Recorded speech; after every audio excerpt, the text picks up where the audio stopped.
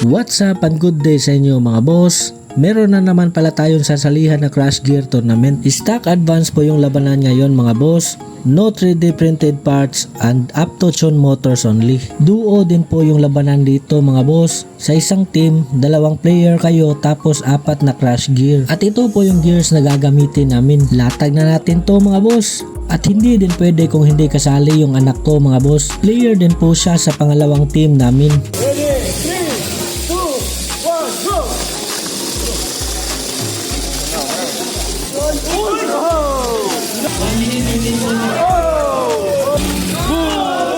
Kahit pa paano, pumapalag din naman yung gear ng anak ko mga boss. Hindi ko na nga na-videohan yung iba pa naming laban. Naghahabol kasi yung team namin sa points. Hanggang sa nag-top 1 na kami mga boss at 1 point lang yung lamang. Ito na ang deciding at final round. Dahil lang naglalaban dito mga boss ay top 1 at top 2.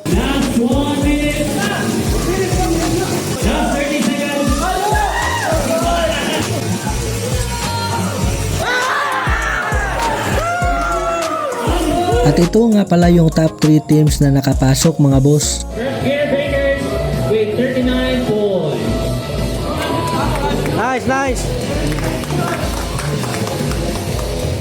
Next, for second place, it's SBN Board with 45 points.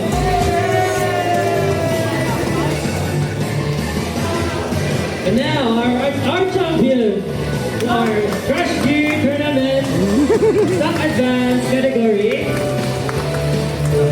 Oyabon with 46 points.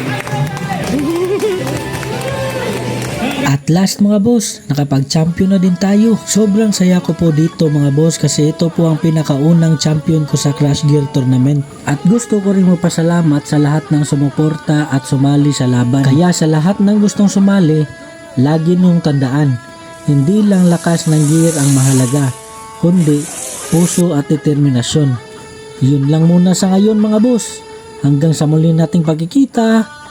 Buyers!